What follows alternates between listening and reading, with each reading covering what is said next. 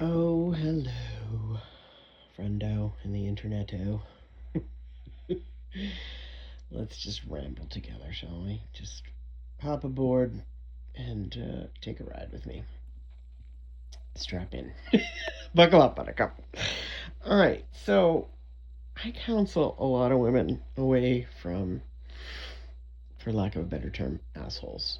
And I mean, I've done it for 30 years. So, occupational hazard, I'm single because I've heard a lot of horror stories. And I mean, a lot. And then I watched my own mother, be under my dad's shine and shadow for her whole life, mostly until he passed. And then she kind of blossomed and came into her own and I think enjoyed her widowhood and her freedom. Even though my narrative of them growing up was they were best friends and soulmates, and, I always wanted to romanticize it, but there was, you know, what we called a temper and a dark streak and you know sort of an amount of abuse that shouldn't be in any partnership, in their case both verbal and physical, as well as emotional and psychological. So I think I swore to myself around age 8 or 9 I wasn't going to be in anything like that, and I made that promise to myself from pain and from trauma. So now I'm exploring new mindsets. Okay, I know what I don't want. I don't want someone who treats me like an object or a thing or an afterthought or like I don't exist. Had that. It sucked. We're not doing that again. I don't want a man who cheats or has to have attention from multiple women because he's insecure. No, thank you. Again, that I've been more of an avoidant for a long time, so I haven't directly experienced that, but I've witnessed and heard and observed the pain that that causes for people, on both sides, but mostly what I hear are the women's sides. Um, so yeah, I'm not signing up for that. Why would I? I already had that in my childhood, and they did their best, and I do believe that, and I've had tons of therapy, and I've forgiven them, and I know they were flawed people, and I know they were beautiful people. I know they were multidimensionally interesting people. My mom's the artist, the creative one.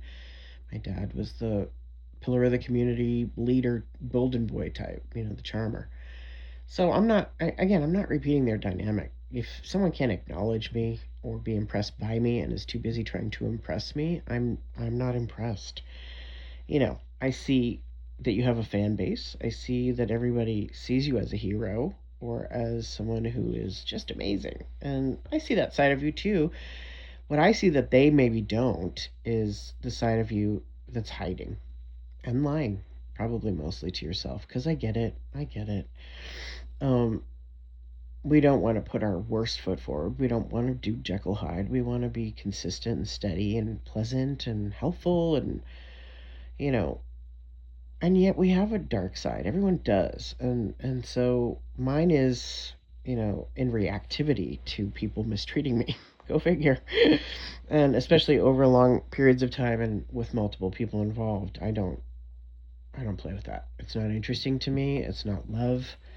It's not help. It's not attractive when someone's vengeful and petty and petulant.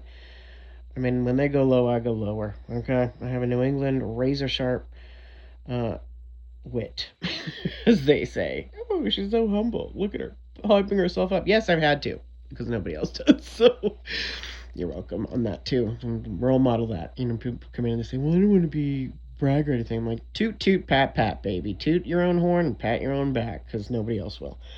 Or unless you're a white male in this world, and then everybody else will, regardless of the heinous things you might have done behind the scenes or behind closed doors. Because also learn that lesson. Do I sound cynical and bitter? Possibly, but or am I realistic and honest? Yeah, a little bit more of that. Um, so yeah, I fell into a trap, an Illuminati satanic trap, and I've kind of said I've had to crawl my way out of hell and be my own hero. But I do like that song, holding out for a hero, right? But I don't think you should hold out for one, and I don't think you should have to be your own. I think we can all be that to ourselves and each other. and they stop being villains. And I have taken on the villain bitch Cruella role again when, ridiculously bullied and targeted by people who are literally millionaires and billionaires and have nothing better to do apparently than be shitheads. So they think it's funny. They enjoy showing off for each other. It is very much a 12-year-old mean girl mindset, and I mean it goes all the way up to our president, and it's just crazy to me that this is the timeline we are in right now. So yes, who is she crying on the internet? It's such a cliche. I know, right? I agree. It's ridiculous, but it's also human. And so yes, I put up pretty pictures and I try to keep a positive mindset, but holy shit, man, they're eating babies, you know? I don't want to wake up and have that be my first thought, and I don't want to go to bed and have that be the last thought before I try to get some relief and peace from the heaviness of carrying that. So, I think recently I just realized, like, there's no goodness in them. Because if there were, we would have more arrests about pedophiles than LG. So there's no goodness in that realm. So it's not a realm to strive to become famous or have a mansion or have yourself be known. It's actually a trap. So let me warn you, they'll put out the cheese, man. They will. They'll put it out for men in the form of, porn. And they'll put it out for women in the form of, like, fucking shopping and age fighting. Get this potion, lotion, serum, surgery, needles, pills, lose weight, stay young forever, because they're pedophiles. They want you hairless, they want you lineless, wrinkleless, and they want you spineless. Okay? So I say, don't do it. Don't fucking do it. Don't you do that. Don't you cave to the pressure of trying to be popular, because it is a major, major trap. And it will backfire, and it will pull you into the deepest, darkest, slimiest of hell realms where the people just want to one up each other on how cruel they can be to you, how much they can gang up on you, and how much they can get away with, because they have no integrity, and their actions never match their words. And they're too busy, yes, trying to vie, for each other's attention, rather than build something that's worthy of a heart-to-heart, soul-to-soul connection. They're just not capable, and that really broke my heart the most. So don't put anyone on a pedestal, because then, they're going to fall off it, and they're going to disappoint you. And don't make anyone a hero, because we don't need to all be wearing capes and rushing around looking for damsels or dudes in distress, for projects who are unhealed and who won't do their inner work. We don't need to do that. We need uppers to stop, right? Like, we need move and ready. And that's not a money thing for me. That's an energy thing and a soul thing. Because I've learned that the people with the most money have the least soul. That's what I've learned. I've learned that the people with the most power have the least compassion. That's what I've learned. I've learned that people who are in the public eye and in the spotlight and the limelight have no soul light. And these are hard lessons. And I would sometimes prefer my ignorance to go back to bliss, of not knowing this shit. But here I am. And I walk with it every day. And I am mystified by the fact that men still haven't figured out. Stop trying to impress us. Be impressed by us. That impresses us. Connect with us. Communicate with us. Acknowledge us. I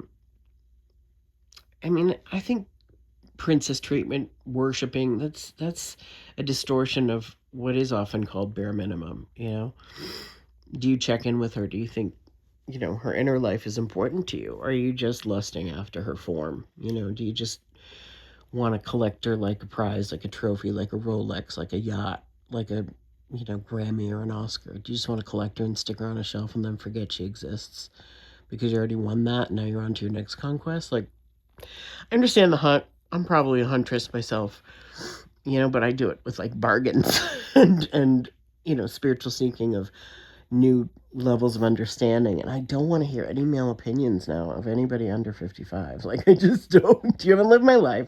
You haven't walked in my shoes. I've traveled the world. I've written books. I say this not just as a brag or a flex, but as a fact.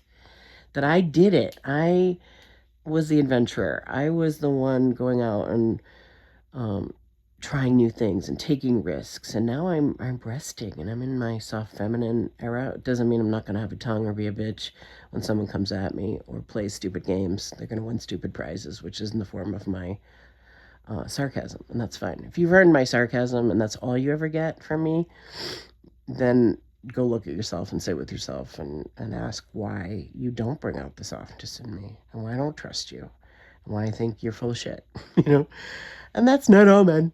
And it's actually a lot of uh, men pretending to be women, and I don't mean just the drag community or transphobia statement. I mean, at the highest level, the elites are inverted and perverted in ways you couldn't fucking imagine. Like, we've only heard just the tip of the iceberg on that one. So I don't think you need to inundate or overwhelm yourself with how the nitty gritty of their evil, because I'm here to tell you, I just can't even wrap my head or heart around it myself, and I don't even want to at this point. I don't want to see any redeeming qualities in them because that's between them and Creator. It's not between me and them. And do I forgive them for what they did to me? Absolutely not, because I don't want them to ever do it to anybody else. And my forgiveness would be a consent and a permission for them to think that what they did was okay.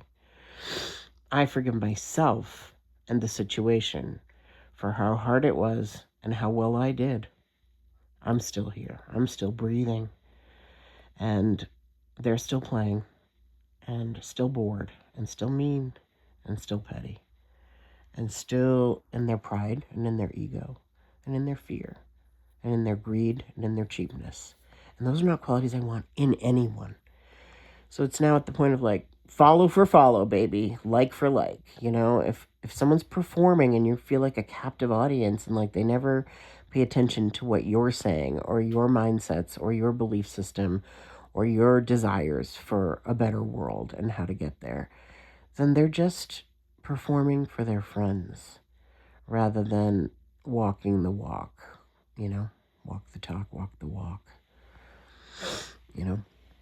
So, I mean, I think the elites are the slimiest demons that ever oozed this planet. And they're cowards. At the end of the day, beyond the cheapness, beyond the pettiness, beyond the pranky weirdness and the stunted juvenile inability to admit their failings in a real way or to address them in a real way or a lasting way. It's just not interesting. So that's my thoughts for today.